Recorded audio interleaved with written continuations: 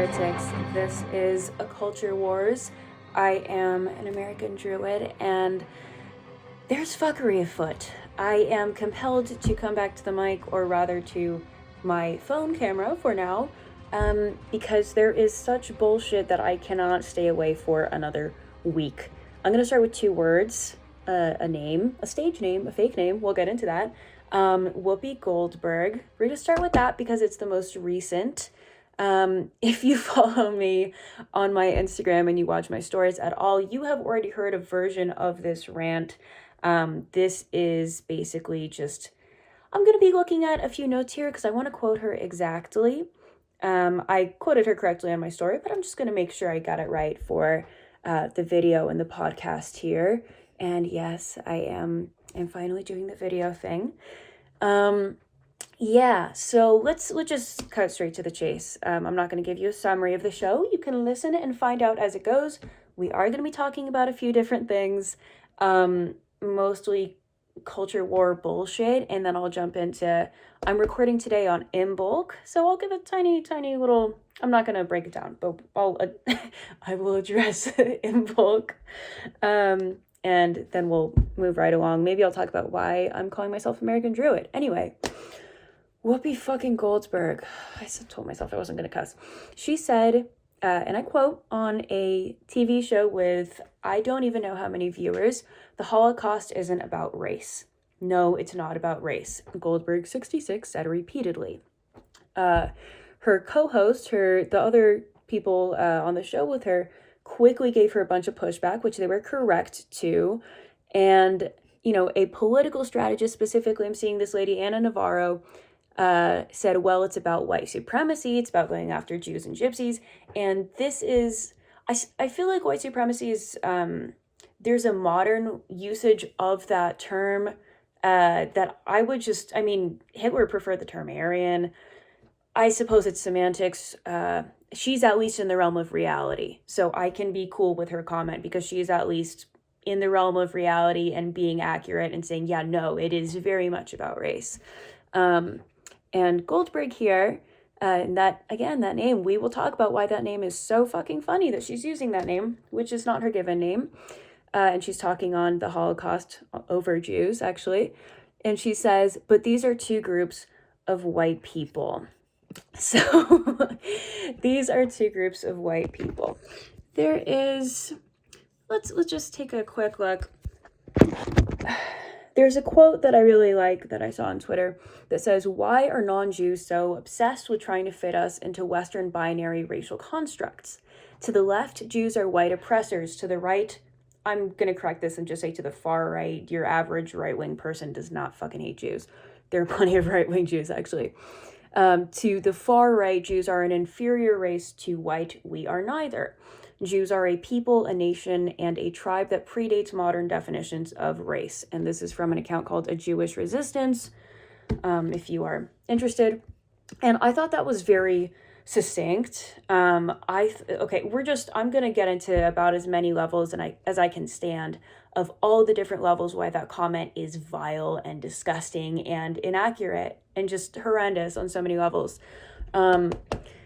This is one of the many problems that the bullshit demonstrated in that comment is one of the many issues I have, but one of the bigger ones with this viewpoint of critical theory, everything, of critical race theory, of, like this tweet is saying, you're either a white oppressor or, whatever the opposite of that is. There are other people who break it down with more detail than I will in this moment, but, this is the issue with referring to just blanket categorizing all pale-complected people with my general skin tone as white, clearly lowercase w for those who use those kind of capitalizations, because it's just not in touch with reality, and very much like that tweet is saying, this is a modern Western thing, and that's what's so funny to me about, this brand of person and that brand of perspective, shall we say, where, they think that they're being so open-minded and so progressive, and you're literally you have blinders on. Like, that comment is so specific to like America in 2022. It's profoundly modern. It's like, this is not open-minded. This is not educated at all. And I had to stop myself. I got another comment on Twitter from someone who's probably just ignorant, but I just didn't have the energy or interest really to respond because it was so naive at best. I'm sorry if you're watching this, but you need to get educated. Someone commented on my initial thread about it, well, aren't race and religion different? Race and religion are two different things. And I'm like, yeah, go back in time and tell that to Hitler. So he can be like, oh, sorry, you mean they're pale? That means they're white people? I shouldn't have been my Aryan brothers. Like, this is the issue. Like, again, in America in 2022, yes, like, religion is a choice for pretty much everyone in this country, I'm pretty sure. You can choose to engage in it or not. If you are not choosing to, you're probably caught up in a cult, and I'm very sorry, and I hope you get help. However, assuming that the modern definition of white applies to like any pale-complected person in the past is just, it's revisionist history, and it's legitimately anti-Semitic, because it's like, it gets to a point of, well, oh, this is just a conflict between two white people. What are they complaining about? Like, was it really that bad? Like, oh, you're white anyways. You have white privilege. You have the privilege of being genocided and having people revise the history on it to survivors. Like, what, not even a full century later? You can roast me. I'm sorry. I don't remember the exact number of years. But there's, it's a horrendously inaccurate, damaging thing to say. And another reason that I find it so repulsive is Whoopi Goldberg's real name is Karen Johnson. She claims to be Jewish in some way, the same way that she's Black. You can look all this up. She says that it's part of her heritage. And people have looked into this. She is not Jewish in any way, shape, or form. If she had converted, that would be cool. She could say, I'm a converted Jewish lady. She didn't do any of that. She openly says she practices nothing. It's just something she feels. That's not something you can just claim. There are hoops you have to jump through. There is an actual conversion process. So she can't just call herself a Jew. And specifically Whoopi Goldberg, she chose, because let's just take a look at this little highlight here. About her stage surname, she claimed, my mother did not name me Whoopi. Oh, I went over this, but it's part of my family, part of my heritage, just like being Black. I just know I'm Jewish, yada, yada. What was I looking for? Okay. So Whoopi, the first part is literally after whoopee cushions, so that's real classy. Okay, I'm not finding this exact part. You can look it up, but basically Goldberg she chose because she felt that Johnson wouldn't get her far enough in Hollywood, and she wanted to be successful like those rich Jews in Hollywood. So I'm not really one to claim cultural appropriation almost ever.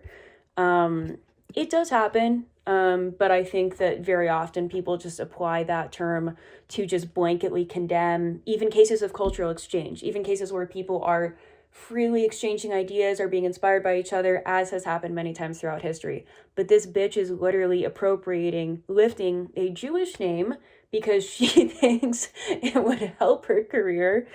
And then she's going around and never converted, talking on behalf of Jews, like stealing an entire last name. Yeah, it's a bit too much.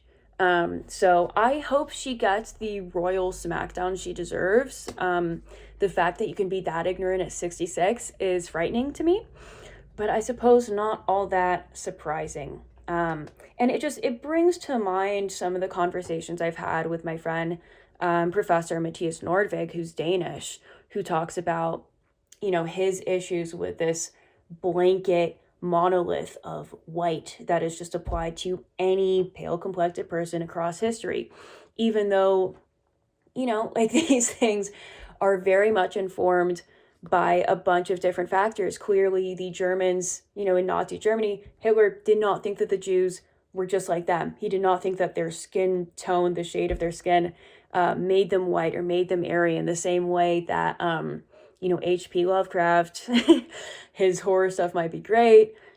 He also literally he was English, and he thought of the Irish as an inferior race, as an inferior species, barely human, if human at all. So there's just a lot more going on across history than, oh, well, they're both pale. That should be the end of it. Like, that takes so much for granted. So I found her comments disgusting. That should be pretty obvious at this point. And I did want to just say, like, I don't really, not just don't really, I don't talk about my ethnicity much, if ever, online or on the podcast or anything like that, because I don't think it's relevant. I don't really want it to be relevant. I want my work and what I have to say to speak for itself. This is not something I sit around thinking about constantly. I think that's pretty obvious if you pay attention to me. I could use the word meritocracy. I know that's a dirty word to some people, which is fucking hilarious, but I would like to be judged for my merit. I would like to be judged for my actions and the honor that I deserve through what I earn or don't earn, rather, depending on if I'm having an off day. So what I am saying here is, people make all these assumptions about what certain ethnic groups or demographics care about on their behalf a lot of the time.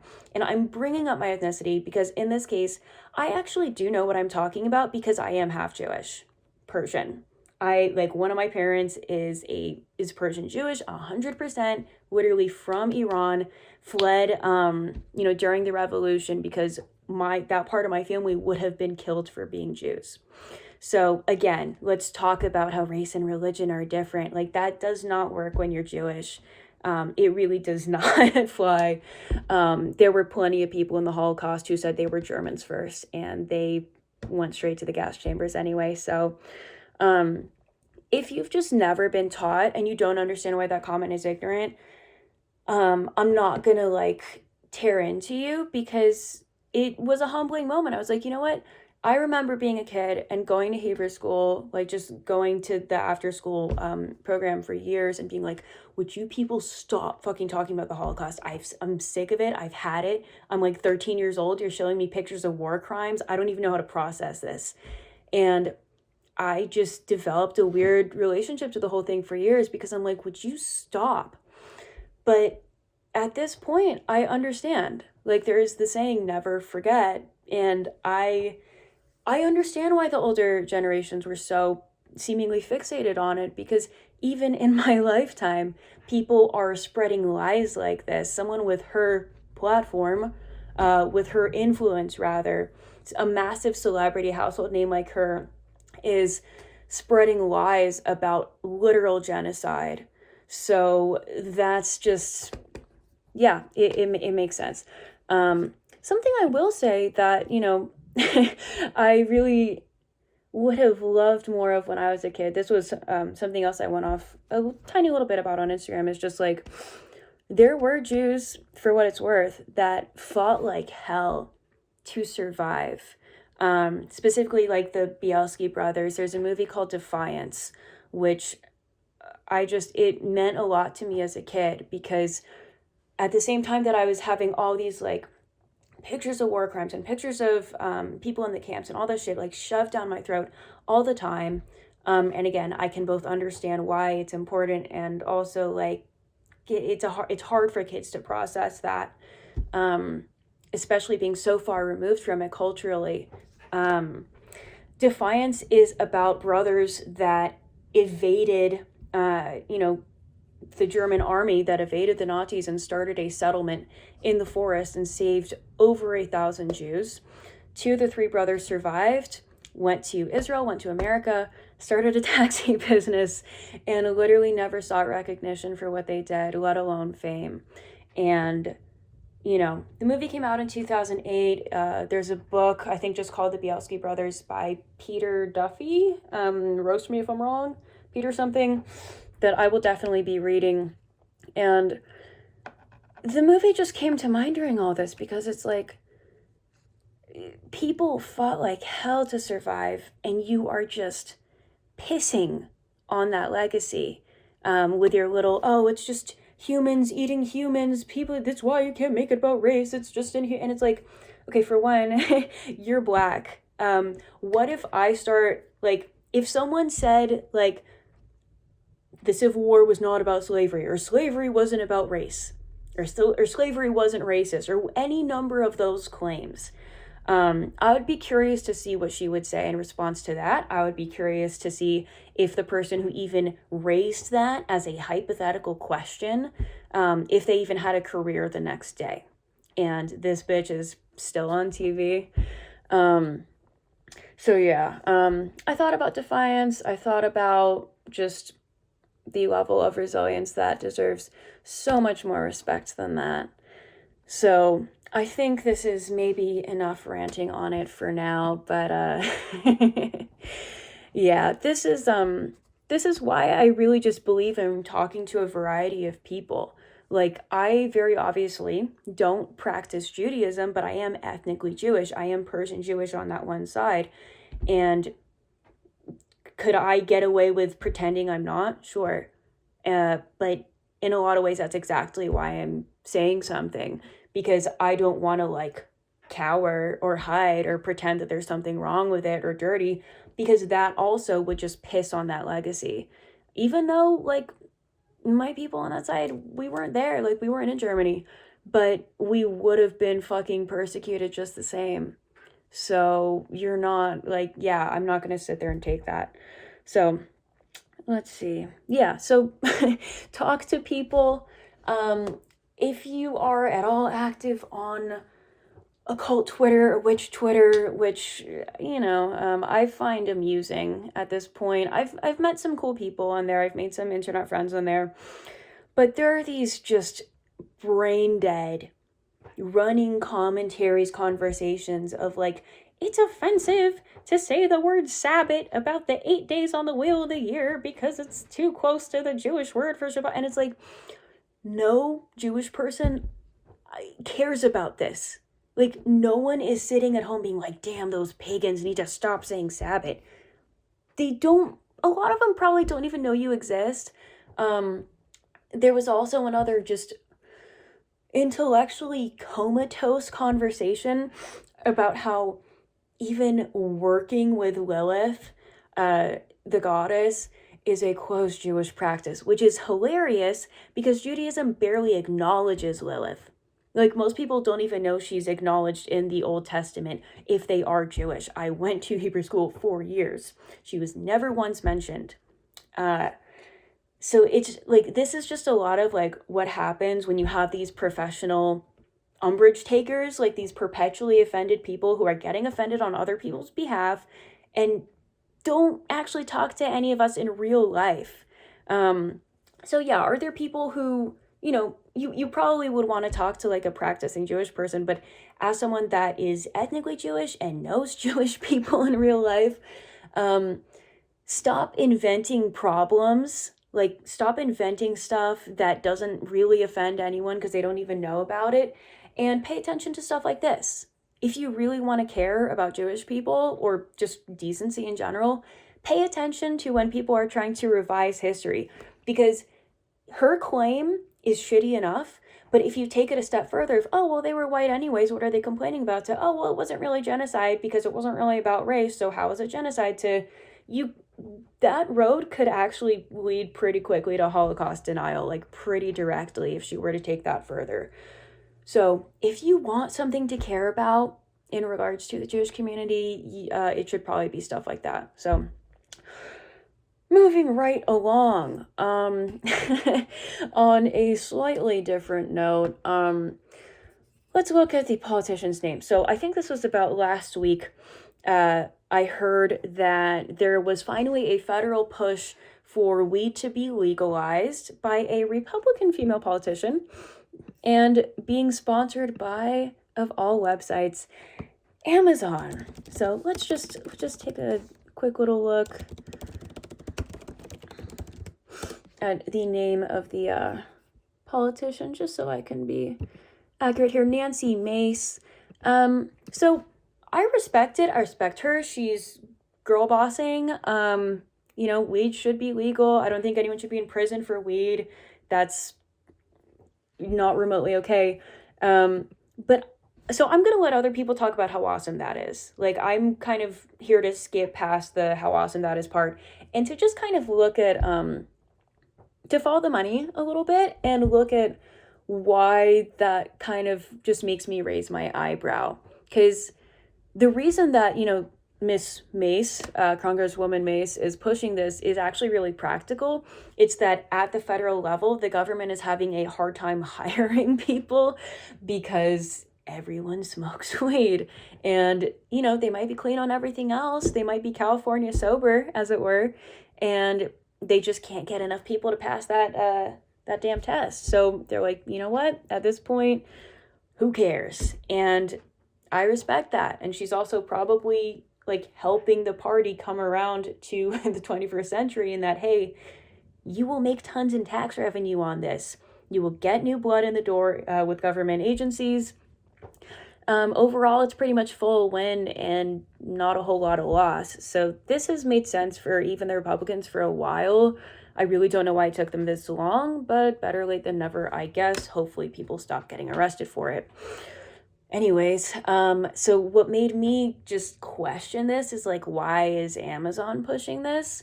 And this is less about me going into deep fact-finding mode and more just ranting. Let's see. Take a deep breath here. So let's just think about this for a second. We have overnight delivery on almost anything you want on Amazon as it is. What you can't get on Amazon, you can get on Grubhub. You can get on food delivery. You can get groceries delivered to your house. You can already pretty much leave your house for almost nothing. They're developing VR tech at whatever you want to call it, lightning speed. Virtual reality is pretty sophisticated as it is and growing by the day. So let's just like lean into that picture a little bit.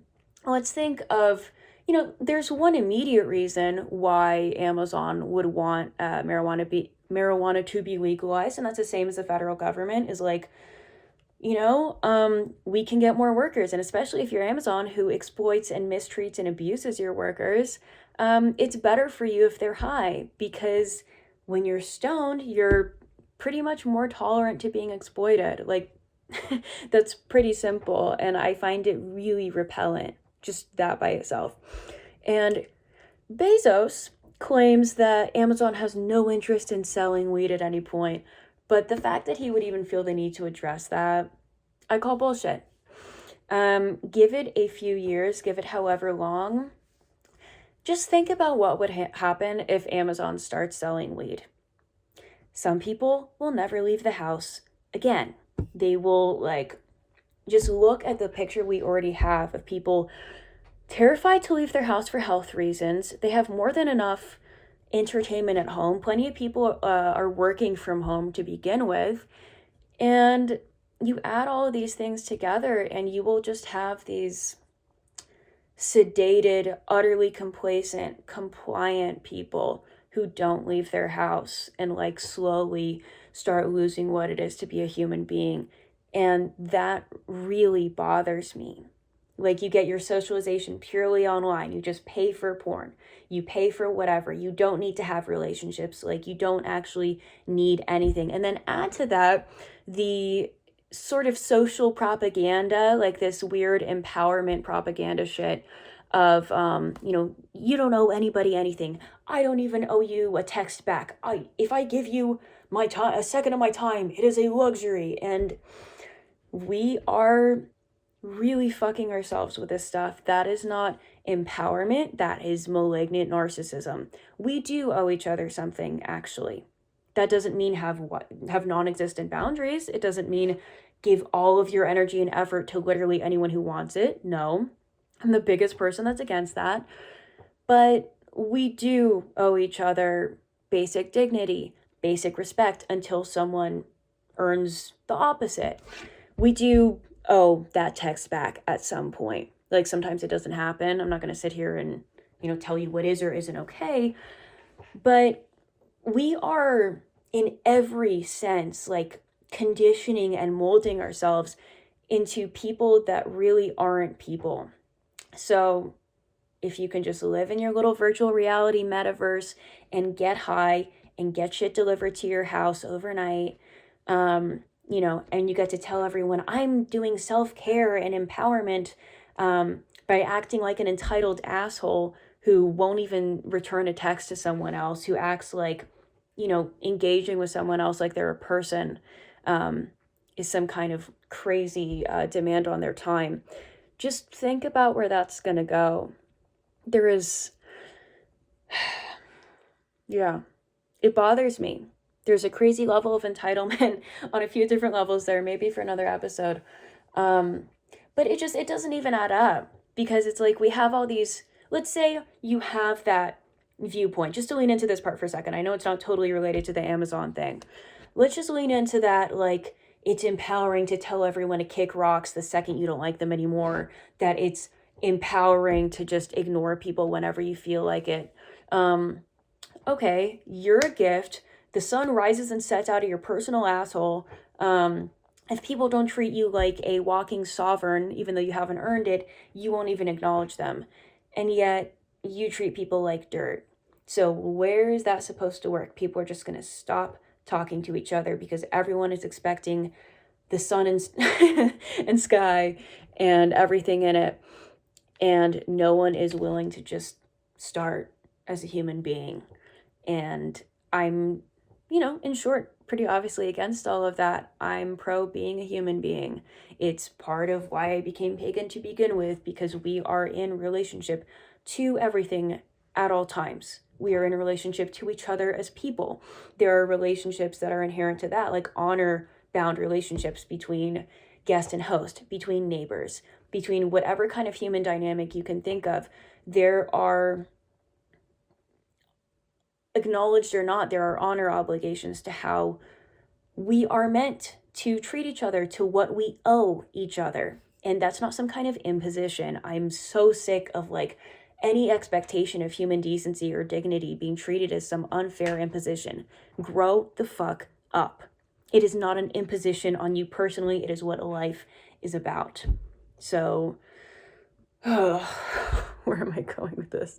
I mean, this is another thing that ties in my issues with like these professional umbrage takers, like these woke people from earlier, where they have all these weird, crazy ideas about what they think offends Jewish people and no clue what is actually offensive and damaging, and not just in the words are violence bullshit way, like in the she's erasing history as a celebrity.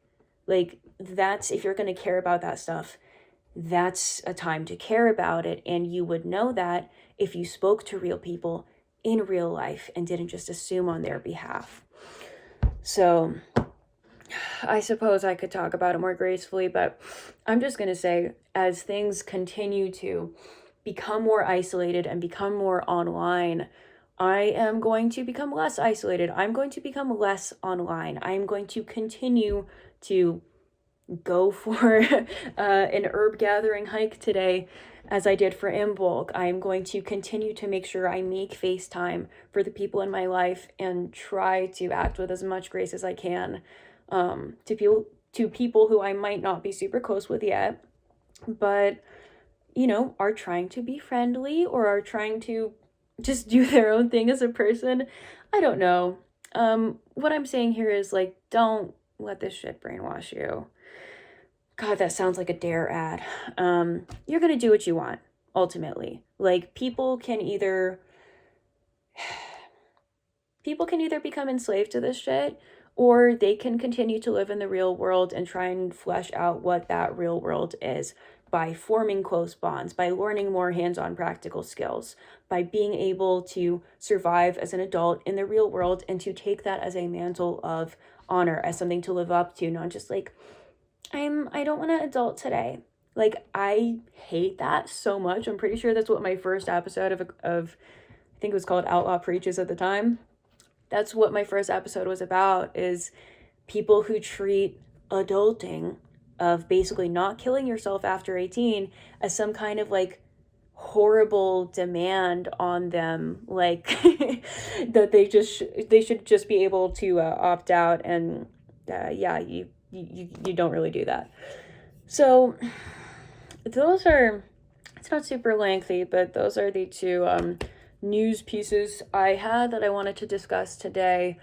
And since this is the first video episode, I thought I would talk a bit about why I call myself American Druid. I don't always feel the need to explain myself, but I want to with this one, just so I can say I tried. If nothing else, like just so I can say, hey, this is what it means to me. If you want to deliberately misinterpret me, you can go ahead and do that. Just, know what I said. It's quite simple. Like, I live in America, I'm from America, and I practice modern Druidry. And I just think it's more honest because, like, I'm not in the 3rd century, and I'm not in or from Ireland or any of the Isles. I've never been. I plan on visiting when I can, and hopefully just druiding out. And, you can just leave me at Stonehenge overnight. You can leave me in the Hill of the Hag for a few nights. I'll just be having the time of my life. But that's not my experience. I have some heritage. I have some connection with it, but that's like, I wasn't raised with any of this stuff. I found all of it myself. Like, I came to it myself just by being called to it. So I just feel like that's the most simplest answer. But anytime, I notice whenever someone even acknowledges being American online, people act like just admitting that, America exists and people live here is like some kind of ethno-nationalist pride thing of like, America, hoorah, I am co-signing everything the government has ever done. Like, I can't stand that kind of childish binary thinking which is just funny because it's like, we talk so much, like the same people who put everyone in either one camp of extremist or another, they're very understanding when you talk about being gender-wise non-binary, but they are so quick to put you in any kind of box, like in a literal binary system otherwise. Like, I'm not dualistic politically. I'm not dualistic in basically any other way. I like to think for myself. That's pretty much the idea behind even this. And I just want to keep what I call myself and how I operate in touch with reality, because I know damn well, like, there is not some unbroken line of the Druidic tradition that's been going on since, whenever it started before the 3rd century. Hell if I know. I'm losing my mind here. I just wrote 3rd BCE. That's not a thing.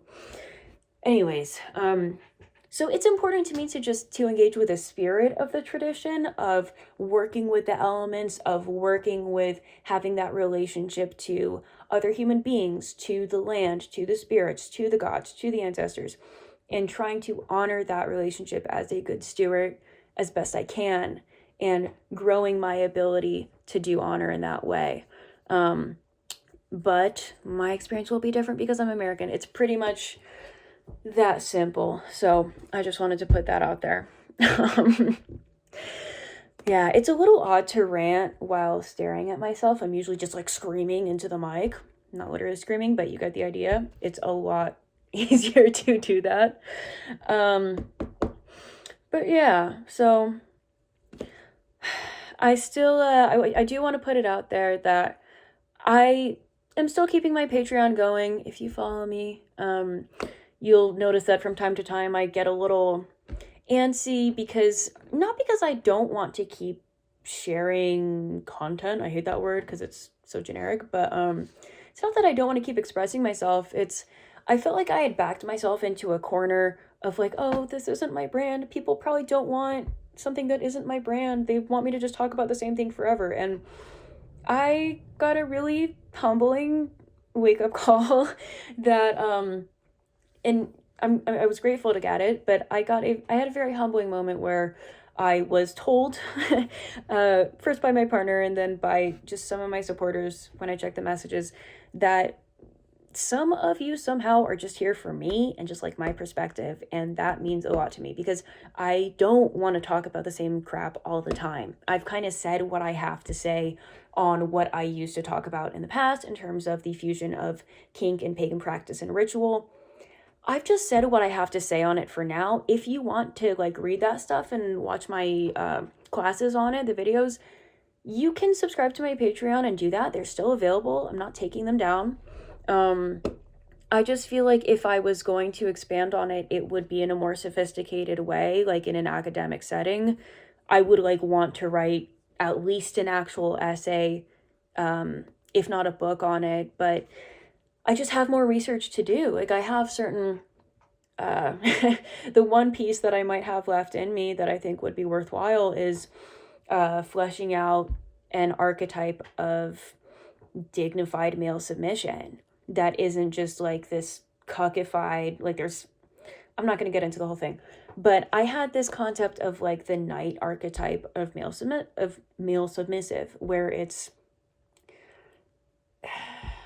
isn't degradation, it isn't humiliation, it is masculine, but it is still service. And I thought of the knight as like historical precedent for that. So it's just an idea I have in my mind. I have other projects that I want to focus on for now. So if I'm going to come back to that stuff, it'll probably be some kind of more serious work where I reference actual literature at some point.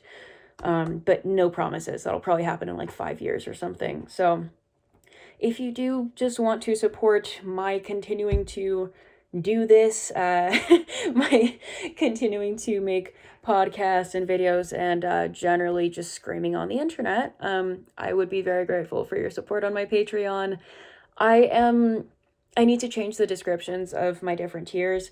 I'm kind of just going to post what I feel called to post. Kind of like with the culture wars.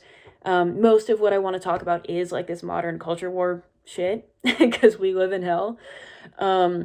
But I might feel like I do videos sometimes of like, okay, here's a mild trance working to introduce certain druidic concepts and stuff like that. So if you are at all intrigued by that, you can find me as Outlaw Priestess on Patreon. That stuff should be on my social media accounts. All of my social media accounts are the same, Outlaw Priestess. So if you see someone with my pictures and not that name, you are being catfished.